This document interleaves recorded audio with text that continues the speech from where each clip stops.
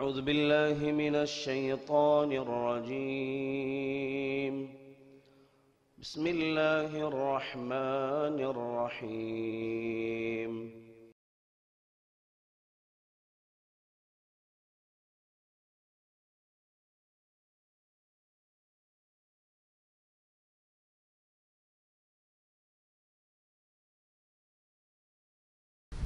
السلام عليكم ورحمة الله وبركاته. إن الحمد لله نحمده ونستعينه ونستغفره ونؤمن به ونتوكل عليه ونعوذ بالله من شرور أنفسنا ومن سيئات أعمالنا. من يهده الله فلا مضل له ومن يضلل فلا هادي له. وأشهد أن لا إله إلا الله وحده لا شريك له وأشهد أن محمدا عبده ورسوله. أما بعد، فإن أصدق الحديث كتاب الله وخير الهدي هدي محمد صلى الله عليه وسلم وشر الأمور محدثاتها وكل محدثة بدعة وكل بدعة ضلالة وكل ضلالة في النار. فأعوذ بالله من الشيطان الرجيم. بسم الله الرحمن الرحيم. يا أيها الذين آمنوا اتقوا الله حق تقاته ولا تموتن إلا وأنتم مسلمون. رب اشرح لي صدري ويسر لي أمري واحلل عقدة من لساني يفقه قولي. எல்லா புகழும் புகழ்ச்சியும் ஏக இறைவன் அல்லாஹ் ஒருவனுக்கே சொந்தம். சாந்தி சமாதானம் நபிகள் நாயகம் ரசூலுல்லாஹி ஸல்லல்லாஹு அலைஹி வஸல்லம் அவர்கள் மீதும் அவர்கள் உற்றார் உறவினர்கள் சஹாபா தோழர்கள் தாபிஈன்கள் தபஉ தாபிஈன்கள் குறிப்பாக நம் அத்துணை பேர்கள் மீதும் என்றும் நலவட்டுமாக. அன்பான சகோதரர்களே, பெரியவர்களே, தாய்மார்களே, இன்றைய ஹுத்பா பேருரையின் தலைப்பு ஈமானிய இனிமை இபாதத்தின் சுவையின் மூலமாக உணர்ந்து கொள்ளலாம். அருமையானவர்களே, ரமதானுடைய இறுதி தினத்தில் நாம் இங்கு அமர்ந்திருக்கிறோம். அல்லாஹ் ரப்புல் ஆலமீன் நமக்கு பல ரமதான்களை சந்திக்கிற அளவுக்கு பல ரமதான்களில் பல நோன்புகளும் பல இபாதத்துகளும் செய்கிற ஆற்றலையும் தாக்கத்தையும் வலிமையும் ஹிதாயத்தையும் நமக்கு தர வேண்டும் என்று முதல்ல நான் துஆ செய்து கொள்கிறேன். அருமையானவர்களே, உள்ளத்தில் ஈமான் உறுதியாக இருக்கிறது என்பதை அல்லது ஈமானிய இனிமையை உணர்ந்து கொள்ள வேண்டுமானால் இபாதத்தின் சுவையின் மூலமாகவே உணர்ந்து கொள்ளலாம்.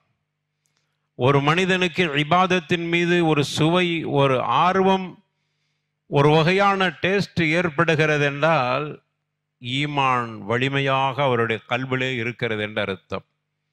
எனவே நம்முடைய ஈமானிய உறுதியை விளங்குவதற்கு இபாதத்தின் சுவையின் மூலமாக புரிந்து கொள்ளலாம்.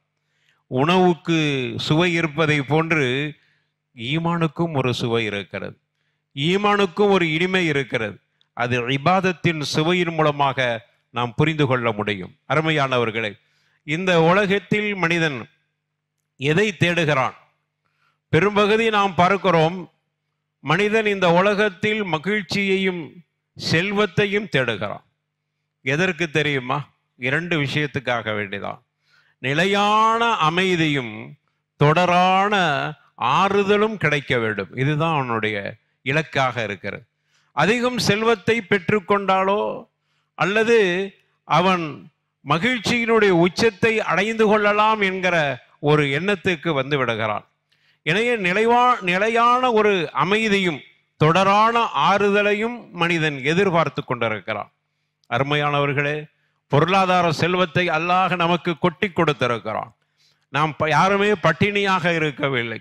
நாம் யாருமே விரும்பியதை சுவைக்க முடியவில்லையே என்கிற கவலையில் இருக்கவில்லை. அவ்வளவு செல்வத்தை அல்லாஹ் நமக்கு வழங்கியிருக்கிறான்.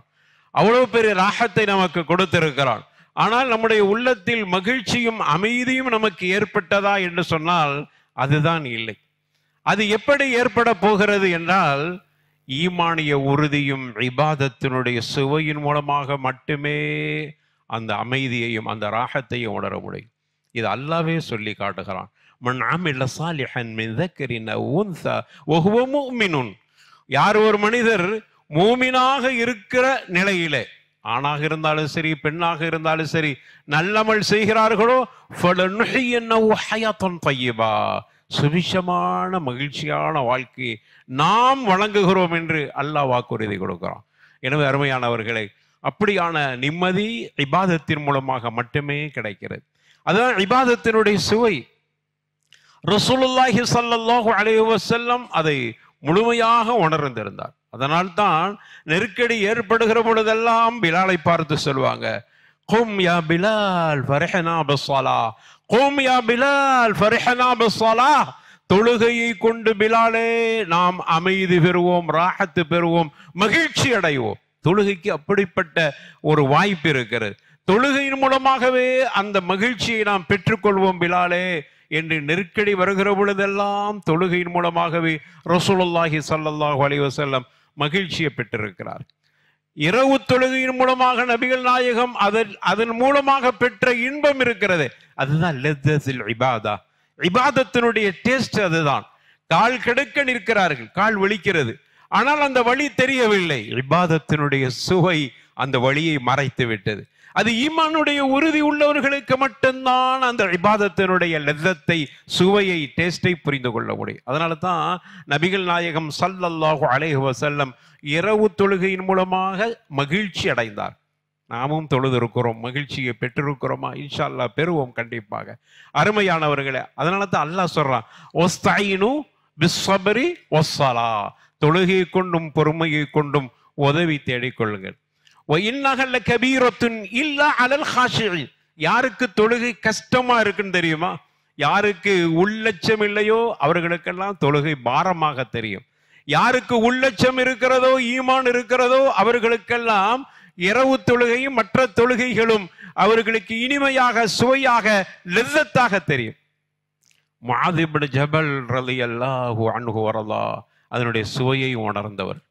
அவர்கள் மரண நேரம், இப்போ கொஞ்ச நேரத்தில் மூத்தா போயிடுவாங்க. அந்த நேரத்தில் அவர்கள் அழுகிறார். அழுதுட்டு கொண்டு இருக்கும்போது அவரை சுற்றி இருக்கிற நண்பர்கள் கேட்கிறார்கள், மா யுபகீக யா முஆத், ஏன் முஆத் அழுகிறீங்க? மரணத்தின் பயமா? இந்த உலகத்தினுடைய இன்பங்களை எல்லாம் விட்டு செல்கிறோமே என்கிற அச்சமா என்று கேட்கிற பொழுது முஆத் ரலியல்லாஹு அன்ஹு சொன்ன வார்த்தையை பாருங்க. ரசூலுல்லாவோடு நெருக்கமாக இருந்த தோழர் அடிக்கடி ரசூலுல்லாஹ் யா முஆத், யா முஆத் என்று அழைத்து அன்பாக அழைக்கிற அந்த முஆத் கெட்டி அணைத்துக் கொள்வார்கள், கையை இறுக பிடித்துக் கொள்வார்கள். வரலாற்று நெடுக முஆதை பற்றி பார்க்கிற பொழுது நபிகள் நாயகத்தோடு தொடர்பு என்பது சாதாரணமான தொடர்பு அல்ல, உச்சபட்ச தொடர்பை வைத்திருந்த முஆத் மரண நேரத்தில் அழுகிறார்கள் என்றால் எதற்கு அழுதார்கள் கேட்கிறாங்க. அப்ப சொன்னாங்க, இன்னமா அபுகி, நான் அழுவதற்கு காரணம் என்ன தெரியுமா? வகியாமுல் லைலி ஷிதா என்று சொன்னார். நான் மரணித்த பிறகு கடுமையான குளிர்காலங்களில் நான் இரவு தொழுகைக்காக நின்று தொழுகுவன, அதனுடைய டேஸ்டை, அதனுடைய லஸ்ஸத்தை, அதனுடைய சுவையை இனிமேல் அனுபவிக்க முடியாதே என்பதற்காக அழுது. எவ்வளவு பெரிய ஒரு வார்த்தை பாருங்க. மரண படுக்கையில் இருக்கிறார்கள், எதையெல்லாமோ நினைத்து அழ வேண்டியவர்கள். நான் இரவு தொழுகை, அது சாதா சைஃப் என்று சொல்லல, கோடை காலம் என்று சொல்லல, ஷித்தா என்று சொன்னார்கள். கடுமையான குளிர்காலங்களில் எழுந்து கியாமுல் லைல் இரவு தொழுவன, அதை நினைத்து பார்க்கிறேன். அந்த இனிமை, அந்த சுவை, அந்த லஸ்ஸத், அதை என்னால் இனிமை நான் செய்ய முடியாதே என்பதை நினைத்து நான் அழுகிறேன் என்று முஆத் இப்னு ஜபல் ரலியல்லாஹு அன்ஹு சொன்னார்கள் என்றால் இபாதத்தினுடைய சுவையை உணர்ந்து கொண்டார். அதே போன்று ஹுபைபுடைய வரலாறு நாம் பலமுறை கேட்டிருக்கிறோம். ஹுபைப் ரலியல்லாஹு அன்ஹு வரலாஹ் அவர்கள் கைது செய்யப்பட்டு மக்காவுடைய சந்தையிலே விற்கப்பட்டு அதை ஒரு விரோதி வாங்கி சென்று தன்னுடைய வீட்டிலே அவரை அடிமைப்படுத்தி சிறை வைத்து இப்படி பல வகையான தொல்லைகளுக்கு உட்பட்டு அவரே சொல்கிறார், ஹுபைர் ரலியல்லாஹு அன்ஹு சொல்றாங்க, என்ன மாதிரியான உணவு ரீதியாக எனக்கு இடைஞ்சலையும் கஷ்டத்தையும் கொடுத்தார்கள் என்று தான் சாப்பிட்ட உணவினுடைய கடுமையை பற்றியும் கூட சொல்லி காட்டுகிறார். அப்படிப்பட்ட ஹுபைப் கழுமரம் ஏற்ற வேண்டும் என்ற முடிவு எடுக்கப்பட்டு அனைத்து மக்களும் ஒன்று திரட்டப்பட்டு கழுமரத்தில் இப்பொழுது ஏற்ற போகிறார் என்கிற ஒரு நொடி இருக்கிற பொழுது, உனக்கு முஹம்மதை பற்றி கொச்சையாக பேசிவிட்டு உயிர் பிச்சை வாங்கிவிட்டு ஹுபைவே இங்கிருந்து சென்று விடலாம் என்கிற ஆசை வார்த்தை சொல்லப்பட்டும் கூட அதையெல்லாம் நிராகரித்து விட்டு கடைசியில் கழுமரம் ஏற்றப் போகிறோம் என்கிற ஒரு சிறிய நொடி இருக்கிற பொழுது அங்கு சொன்னார்கள், கொஞ்சம் இருளுங்களே, கொஞ்சம் சொல்லுங்களே, தவுனி தவுனி ஹத்தா அர்கஉ ரக்அத்தைன், நிறுத்துங்க, தூக்கல போடுறத கொஞ்சம் நிறுத்துங்க. எல்லாரும் அமைதி ஆயிட்டாங்க. உயிருக்கு ஆசை வந்து விட்டது. அதனால் ஹுபைப் செல்ல போகிறார், ஏதாவது சொல்லிவிட்டு செல்ல போகிறார் என்று நாங்களெல்லாம் நினைத்து கொண்டு இருக்கிற பொழுது சொன்னாங்க, தவுனி ஹத்தா அர்கஉ ரக்அத்தைன் லzzத்தில் இபாதா. இதாங்க இபாதத்தினுடைய ஒரு இனிமை. எனக்கு 2 ரக்அத் தொழுவதற்கு மட்டும் அனுமதி தாருங்கள். மரணம் இன்னொரு சற்று நேரத்தில் மரணிக்க போகிறோம், முடிந்தது, இந்த உலகத்தினுடைய சகாப்தம் முடிந்தது என்கிற அந்த நிலையிலும் கூட அவர்கள் 2 ரக்அத் தொழ வேண்டும். இபாதத்தினுடைய சுவையை உணர்ந்தார். அந்த கழுமரம் ஏற்ற போகிற, நாம் தூக்கிலே தொங்கவிடப்படுகிற அந்த வழியை, இபாதத் என்கிற சுவை அவர்களுக்கு ஆறுதலை கொடுத்தது. தொழுவதற்கு நீங்கள் இடம் தாருங்கள், கொடுத்தார்கள். ஃபதரகு, விடுங்கப்பா அவர் தொழுவட்டும் என்று விட்டாங்க. தொழுது முடித்து விட்டு ஃபலம்மா சல்லம, சலாம் வாங்கின பிறகு சொன்னாங்க, வல்லாஹி லௌலா அன் தகூலு அன்னமா பி ஜஸஉன் லஸித்து. எப்படிப்பட்ட வார்த்தையை சொன்னாங்க பாருங்க. உள்ளபடியாக அல்லாஹ் மீது ஆணையிட்டு சொல்கிறேன், தொழுகைக்குள் நுழைந்தவுடன் நீண்ட நெடிய சூறாக்களை ஓதி ரொம்ப நேரம் தொழுகணும்னு ஆசைப்பட்டேன். ஏனென்றால் இபாதத்தினுடைய சுவையை உணர்ந்து கொண்ட. அப்படி நான் நினைத்த அன்னமா பி ஜஸா, இவருக்கு அச்சம் இருக்கிறதோ அதனால தான் ரொம்ப நேரம் தொழுதுகிட்டு இருக்கிறார். மரணத்தின் பயத்தால் ரொம்ப நேரம் நீட்டி தொழுகிறார் என்று நீங்க சொல்லி விடுவீங்களே என்பதற்காக வேண்டி என்னுடைய தொழுகையை சுருக்கமா தொழுது விட்டேன். அடுத்து சந்தோஷமா ஒரு வார்த்தை கவிதையா படிச்சாங்க, லஸ்து உபாலி ஹீன உக்தலு முஸ்லிமா அலா ஐ ஷக்டின் கான ஃபில்லாஹி மதுஜஇ.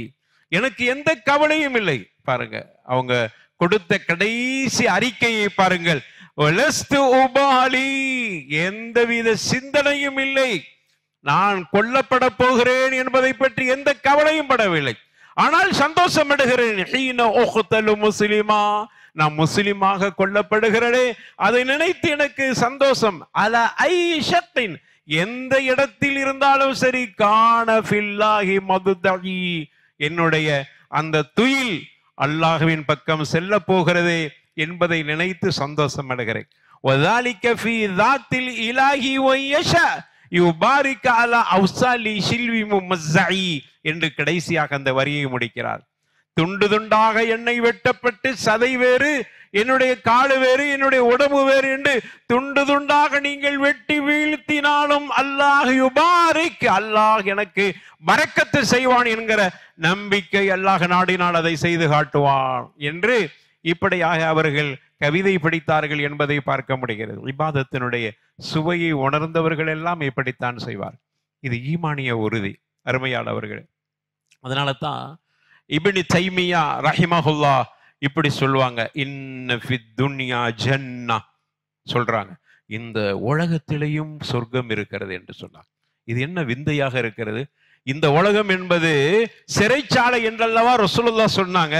ஆனா இப்னு தைமியா புதுசாக சொல்றாங்க, இந்த உலகத்திலேயும் சொர்க்கம் இருக்கிறது சொல்லிட்டு, மல்லம் எதுகுல்ஹா, இந்த உலகத்தினுடைய சொர்க்கத்தில் ஒரு மனிதன் நுழையவில்லை என்றால் லம் எதுகுல் ஜன்னத்தல் ஆகிரா, சொர்க்க மறுமையில கிடைக்க இருக்கிற அந்த உண்மையான சொர்க்கத்துக்கு நுழைய மாட்டான். அது என்ன இந்த உலகத்தினுடைய சொர்க்கம்? யா உஸ்தாத், மாணவர்கள் கேட்கிறாங்க, உஸ்தாத் உலகத்தினுடைய சொர்க்கம் எது? இந்த உலகம் சிறைச்சாலை முஸ்லிம்களுக்கு. எங்கு பார்த்தாலும் கொடுமை, எங்கு பார்த்தாலும் நிம்மதி இல்லாத நிலை, எங்கு பார்த்தாலும் வசிக்க முடியாத அளவுக்கு அவ்வளவு பாதிப்புக்குள்ளான என நிறைய தியாகங்களை சந்தித்த மக்கள். பெரிய போராட்டங்களை சந்தித்த மக்கள் இப்னு தைமியா ரஹிமஹுல்லா அவர்களுடைய மாணவர்கள். எனவே கேட்கிறாங்க, பல வகையான சோதனைக்கு உள்ளாக்கப்பட்டிருக்கிறோம், இந்த உலகத்துல சொர்க்கம் என்கிறீங்களே என்று கேட்கிற பொழுது இபாதத்து தான் சொர்க்கம்னாங்க.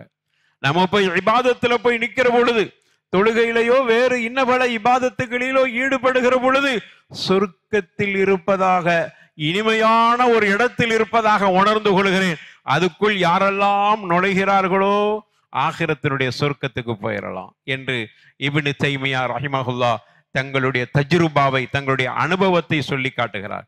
எனவே அருமையானவர்களே, அந்த இபாதத்தினுடைய சுவையை உணர்ந்தவர்களுடைய வரலாற்று சான்றுகள் ஏராளம் இருக்கிறது. ஒரு கிராமப்புற அரபி, வரலாற்றிலே பதிவு செய்யப்பட்ட செய்தி, இமாம் நசை ரஹிமஹுல்லா சஹீஹாக பதிவு செஞ்சிருக்கிறார். ஒரு கிராமப்புற அரபி, அவருடைய பெயர் கூட சொல்லப்படவில்லை. அந்த கிராமப்புற அரபி இஸ்லாத்தை ஏற்றுக்கொள்கிறார். நபிகள் நாயகத்திட்ட வந்து இஸ்லாத்தை ஏற்றுக்கொண்ட பிறகு ஒரு போர்க்களத்திலே கலந்து கொள்கிறார். போர்க்களத்தில் கலந்து கொண்டு விட்டு, கிராமப்புற அரபி என்பதால் அவர்கிட்ட இருக்கக்கூடிய கால்நடைகளை ஓட்டிக்கொண்டு பசுமையை நோக்கி சென்று விட்டார். இதான் கிராமப்புற அரபுகள், நாடோடிகள். இன்றைக்கு பாதியா பது என்று சொல்கிறோமே, அதுதான் அந்த காலத்தில் அராபி என்று சொல்வார். அவர் தன்னுடைய ஒட்டகங்களையும் மிருகங்களை ஓட்டிக்கொண்டு பசுமையை நோக்கி சென்று விட்டார். நபிகள் நாயகம் ஸல்லல்லாஹு அலைஹி வஸல்லம் கனிமத்து பொருளை பங்கு வைக்கிறார். அது வரைக்கும் கூட நிக்கல. கனிமத்து பொருளை பங்கு வைக்கிற பொழுது அவரை தேடுகிறார்கள். அந்த அராபி கிடைக்கவில்லை. அவருடைய நண்பர்கிட்ட ஹாதிஹி கிஸ்மா, உன்னுடைய நண்பருக்கான பங்களிப்பு என்று கொடுத்து விட்டார். அவர் வச்சுக்கிட்டு இருக்கிறார். ஒரு 2 மாசம் 3 மாசம் கழித்து வருகிறார். அவர்கிட்ட கொடுத்தாங்க. ஹாதிஹி கிஸ்மத்து லக்க, உங்களுக்கான பங்களிப்பு இது, நபிகள் நாயகம் தந்தார்கள் என்று கொடுத்தார். அந்த ஆராபி அதை வாங்கி கொண்டு சொல்கிறார், எதற்கு நபிகள் நாயகம் எனக்கு தர வேண்டும்? ரசூலுல்லாஹ்ட்ட போய் கேட்டுக்க. ரசூலுல்லாஹ்ட்ட போறாங்க. யா ரசூலல்லாஹ், இந்த மாதிரி கனிமத்து பொருள்லாம் கிடைக்கும் என்பதற்காக வேண்டியா நான் இஸ்லாத்தை ஏற்று உங்களை பின்பற்றுகிறேன்? இல்லை யா ரசூலல்லாஹ், எனக்கு என்ன ஆசை தெரியுமா? என்னது, தொண்டக்குழியிலே அம்பு பாய்ந்து ஷஹீதாக்கப்பட வேண்டும் என்கிற ஆசையை தவிர வேறு ஆசை இல்லை. இதாங்க ஈமானுடைய ஹலாவா, ஈமானுடைய சுவை. யாரெல்லாம் ஈமானின் சுவையை உணர்ந்து கொண்டார்களோ அவர்கள் மரணத்தை கூட எப்படி ரசிக்கிறார்கள் பாருங்கள். என்னுடைய தொண்டக்குழியிலே அம்பு பாய்ந்து ஷஹீதாக வேண்டும் என்பதற்காக வேண்டித்தான் நான் இஸ்லாத்தை ஏற்றுக்கொண்டேன். இந்த பங்களிப்புலாம் எனக்கு தேவையில்லை. ரசூலுல்லாஹ் வச்சுக்கிறங்க, இது அல்லாஹ் அனுமதிக்கிறது என்று கொடுத்தார். சென்று விட்டார். மீண்டும் ஒரு போர்க்களம். இந்த ஆராபி அந்த போர்க்களத்திலே கலந்து கொள்கிறார். கலந்து கொண்டு ஷஹீதாக்கப்பட்டு விட்டார். போர்க்களம் முடிந்த பிறகு நபிகள் நாயகம் ஷஹதாக்கள் அப்படியே பார்த்துக்கிட்டு வர்றாங்க. அங்க ஒரு மனிதர் தொண்டக்குழியிலே அம்பு பாய்ந்து ஷஹீதாக்கப்பட்ட அந்த காட்சியை பார்த்து விட்டு கண்ணீரோடு கேட்கிறார்கள், அவர்தான் இவரா? அன்றொரு நாள் என்னிடத்திலே கேட்டாரே, தொண்டக்குழியிலே அம்பு பாய்ந்து ஷஹீதாக்கப்பட வேண்டும் என்று கேட்டாரே, அந்த மனிதர் தான் இவரா என்று ரசூலுல்லாஹி ஸல்லல்லாஹு அலைஹி வஸல்லம் கேட்கிற பொழுது, நஅம் யா ரசூலல்லாஹ், ஆமா அந்த கிராமப்புற அரபிதான். உடனே நபிகள் நாயகம் ஸல்லல்லாஹு அலைஹி வஸல்லம் அவருக்கு அவனுடைய தொலை வைத்து விட்டு ஒரு துவா செஞ்சாங்க. اللهم هذا عبدك خرج مهاجرا في سبيلك فقتل شهيدا وانا شهيد على ذلك. அல்லாஹ்வுடைய தூதர் ஸல்லல்லாஹு அலைஹி வஸல்லம் சொல்றாங்க, اللهم هذا عبدك, அல்லாஹ்வே இவர் உன்னுடைய அடியார், خرج مهاجرا في سبيلك, உன்னுடைய பாதையிலே ஹிஜ்ரத் வந்த மனிதர், فقتل شهيدا, இவர் ஷஹீதாக்கப்பட்டு விட்டார், இதற்கு நானே சாட்சியாக இருக்கிறேன். அல்லாஹ்வுடைய தூதர் ஸல்லல்லாஹு அலைஹி வஸல்லம் அல்லாஹ்ட்ட சொல்றாங்க, அல்லாஹ்ட்ட பேசுறாங்க, நானே இவருக்கு ஷாஹிதாக இருக்கிறேன், இவர் ஷஹீத் என்பதற்கு நான் சாட்சியாக இருக்கிறேன் என்று கண்மணி நாயகம் ரசூலுல்லாஹி ஸல்லல்லாஹு அலைஹி வஸல்லம் துஆ செய்தார்கள் என்றார். ஈமானுடைய சுவையை உணர்ந்து கொண்டவர்கள் இந்த மரணத்தை கூட லேசா நினைத்து விட்டு செல்வார். இமாம் நசை ரஹ்மத்துல்லாஹி அலைஹி இந்த செய்தியை பதிவு செய்திருக்கிறார். அதே போன்று வரலாற்றுல இன்னொரு செய்தியை பாருங்க. இந்த செய்தியை இமாம் புகாரி ரஹ்மத்துல்லாஹி அலைஹி கொஞ்சம் தொட்டுட்டு போயிருக்கிறாங்க. விரிவாக இப்னு ஹிஷாம் தங்களுடைய வரலாற்றில பதிவு செஞ்சிருக்கிறாங்க. அவருடைய பேர் ஹிராம் இப்னு மில்ஹான் என்று சொல்லக்கூடிய நபித்தோழர். ஹிராம் இப்னு மில்ஹான் இவர் யாரு தெரியுமா? உம்மு சுலைமுடைய சகோதரர். அனஸ் இப்னு மாலிக் இருக்கிறாரே ரலியல்லாஹு அன்ஹு, அவர்களுடைய தாய் மாமா. இவர்கள் பிஅர் மஊனா வரலாறு பெருசா போயிட்டு இருக்கும். அந்த பகுதிக்கு ரசூலுல்லாஹி ஸல்லல்லாஹு அலைஹி வஸல்லம் ஒரு பெரிய விவகாரம் உரிய ஒரு பகுதி. அல்லாஹ்வுடைய தூதருடைய மடலோடு போகிறார். அங்கு ஆமிர் இப்னு துஃபைல் என்று சொல்லக்கூடிய அல்லாஹ்வின் விரோதி ஒருவன் இருந்தான். அவன்கிட்ட போய் ரசூலுல்லாஹ்வுடைய மடலை படியுங்களே என்று கொடுக்கிறான். அவன் அந்த கடிதத்தை வாங்கி கொண்டான். வாங்கிவிட்டு ஃபலம் யன்துர் ரிசாலத்த ரசூலில்லாஹி ஸல்லல்லாஹு அலைஹி வஸல்லம், அல்லாஹ்வுடைய தூதர் ஸல்லல்லாஹு அலைஹி வஸல்லம் எழுதி கொடுத்த முபாரக்கான அந்த கடிதத்தை படிக்க கூட இல்லை அந்த கொடியவன். அதை மடலை வாங்கி வைத்து விட்டு அவர்களுக்கு பின்னாடி நின்ற தனது படையில் உள்ள ஒருவனுக்கு கண் சமிக்கை காட்டுகிறார். போட்டு தள்ளீர் அப்படிங்கிற மாதிரி கண்ணை காட்டுகிறார். ஏற்கனவே பேசி வைத்திருக்கிறார். அங்கிருந்து ஒரு ஈட்டி அவர்களுடைய முதுகை வந்து துடைக்கிறது, ரத்தம் சொட்டுகிறது. கையை வைத்து தேய்த்து பார்க்கிறார்கள், கையெல்லாம் ரத்தம். அந்த நேரத்தில் ரத்தத்தை பார்த்த மாத்திரத்தில் அவர்கள் சொன்ன வார்த்தை பாருங்க. இதுதான் இங்க கவனிக்க வேண்டிய விஷயம். அல்லாஹு அக்பர் ஃபுஸ்து வரப்பில் கஅபா, அல்லாஹு அக்பர் ஃபுஸ்து வரப்பில் கஅபா. எவ்வளவு பெரிய வார்த்தை! இந்த வார்த்தை சொல்வதற்கு ஈமானிய வீரம் இருந்தாலே தவிர சொல்ல முடியாது. அல்லாஹு அக்பர், ரத்தத்தை பார்த்த அல்லாஹு அக்பர், அல்லாஹ் மிக பெரியவன். ஃபுஸ்து வரப்பில் கஅபா, ஃபுஸ்து, நான் வெற்றி அடைந்து விட்டேன். கஅபா ஆலயத்தினுடைய ரப்பின் மீது ஆணையாக நான் வெற்றி அடைந்து விட்டேன். ஒரு தடவை இல்லை, 2 தடவை இல்லை, பல தடவை சொல்வார். அந்த அம்பு உள்ளே நுழைந்து ரத்தம் சொட்டி அந்த வேதனையில் கூட அல்லாஹு அக்பர் ஃபுஸ்து ரப்பில் கஅபா, திரும்ப அந்த நுழைந்த அம்பு வெளியில் வந்து விழுந்து ஷஹீதாகி விட்டார். புகாரி இமாம் அந்த செய்தியினுடைய ஒரு பகுதியை பதிவு செஞ்சிருக்கிறார். அருமையானவர்களே, இதெல்லாம் எப்படி சாத்தியமாயிற்று? சத்தியமாக இது சாத்தியமாகும் எப்ப தெரியுமா? ஈமானுடைய ஹலாவத்தை புரிந்து கொண்டால், ஈமானுடைய சுவையை ரசித்தவர்கள் அனைவர்களும் இப்படித்தான் நடந்திருக்கிறார். இதான் வரலாற்று நெடுக இப்படிப்பட்ட சாதனையாளர்களை நம்மால் பட்டியலிட முடிகிறது. அதே போன்ற அருமையானவர்களை ஒருவர், அவர் அமர் இப்னுல் ஜமீஹ் என்று சொல்லக்கூடியவர். காலு ஊனமான ஒரு நபித்தோழர், காலு நொண்டி ஊனம். காலை அவர் சீச்சு கொண்டே நடப்பார், தரையில் அப்படி கோடு கிச்சுக்கிட்டே நடப்பார் நபித்தோழர். அவருக்கென்று ஒரு குடும்ப பாரம்பரியம் இருந்தது. அழகான ஒரு மனுஷர், பொருளாதாரத்தின் உச்சத்தில் இருந்தவர். அவருக்கு 4 ஆண் பிள்ளைகள் இருக்கிறார்.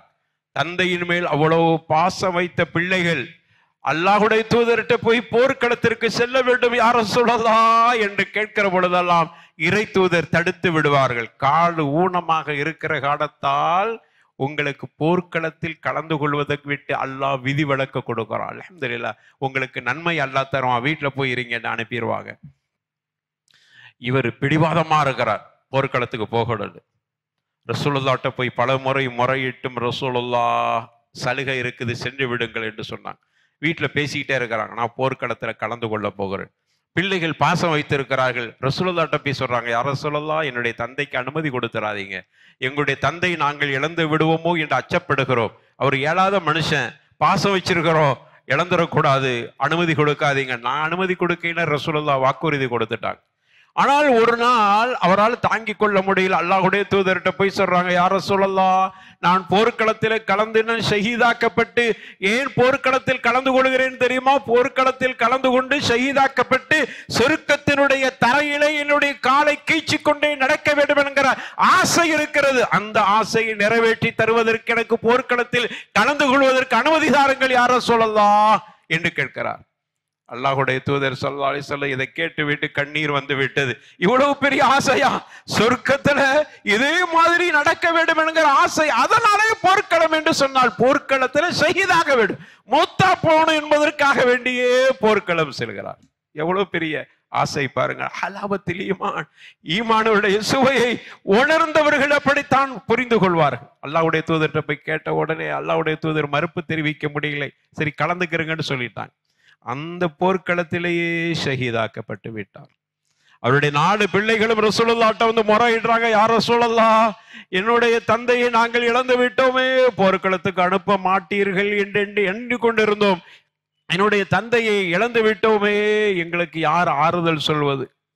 அல்லாஹுடைய தூதர் ஸல்லல்லாஹு அலைஹி வஸல்லம் ஆறுதல் சொல்ல முடியவில்லை. அவர்களுக்கும் கொஞ்சம் சங்கடமாக இருக்கிறது. அல்லாஹ் ரப்பல் ஆலமீன் இனிமேல் நடப்பதை கண்ணுக்கு முன்னாடி காட்டுகிறான். இனிமேல் நடக்க போவதை அல்லாஹ் கண்ணுக்கு முன்னாடி காட்டுகிறான்.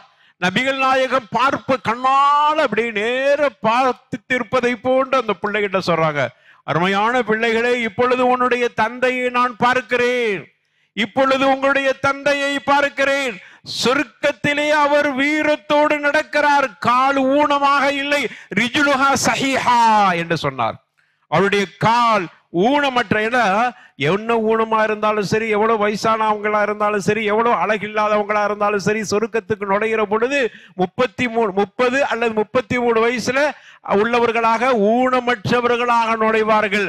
அதை ரசூலுல்லாஹ் குறிப்பிட்டு சொல்றாங்க, இப்பொழுது உன்னுடைய தந்தையை பார்க்கிறேன், சொர்க்கத்தினுடைய தரையிலே அவர் வீரத்தோடு அவருடைய 2 கால்களும் சரியாக இருக்கிற அந்த காட்சியை வீரன் நடைபோட்டு நடப்பதை பார்க்கிறேன் என்று சொன்ன உடனே கஷ்டத்திலும் துக்கத்திலும் அழுகையிலும் நின்று கொண்டிருந்த அவருடைய பிள்ளைகள் மகிழ்ச்சி அடைந்தார். என்னுடைய தந்தையின் லட்சியம் நிறைவேறிவிட்டது.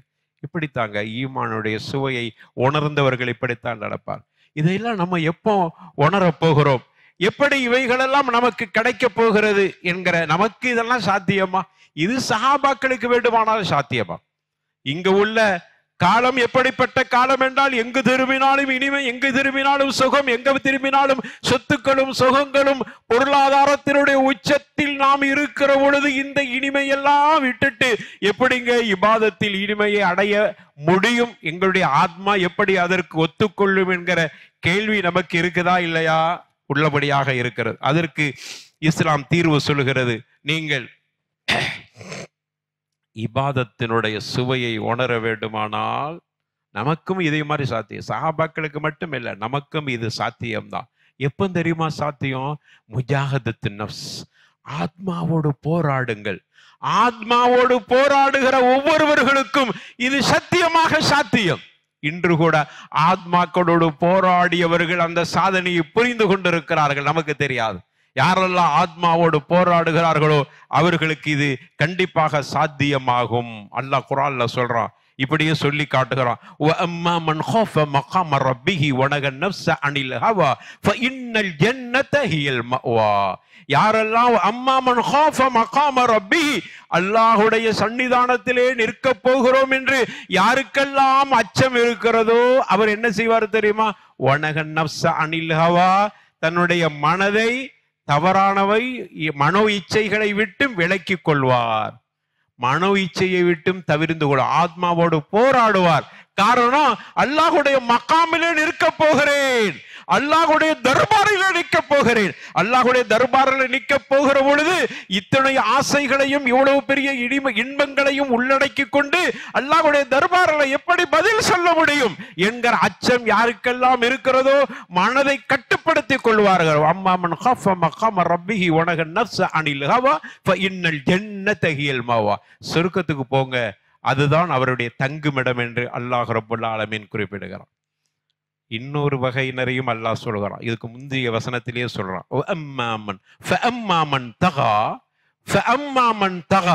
வரம்பு யாரு மீறி இருக்கிறார்களோ,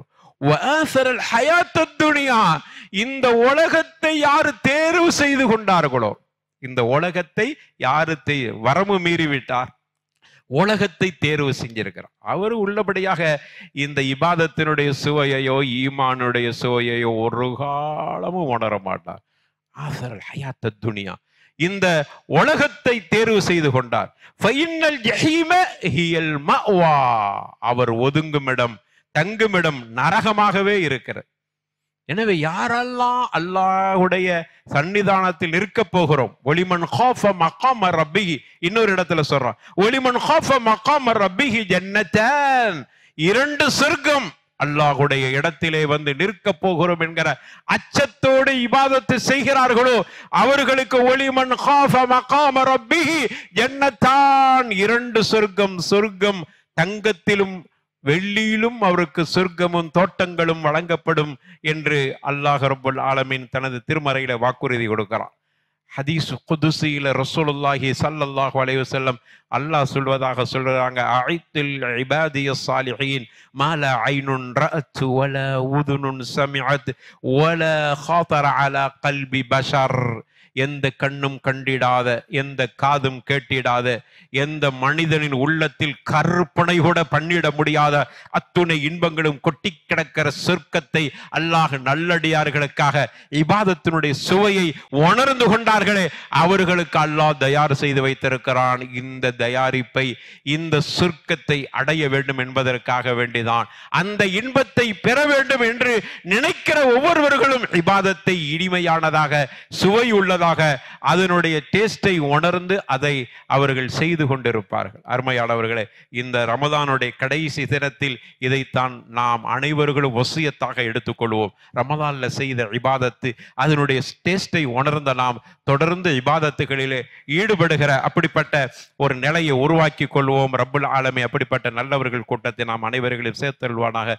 வாஹிரு தஅவானா அல்ஹம்துலில்லாஹி ரப்பில் ஆலமீன். அல்ஹம்துலில்லாஹ் வஸ்ஸலாத்து வஸ்ஸலாமு அலா ரசூலில்லாஹ் வ அலா ஆலிஹி ஹிஸ்பில்லாஹ் வ அஸ்ஹாபிஹி ஜுந்தில்லாஹ். அம்மா பஅத்.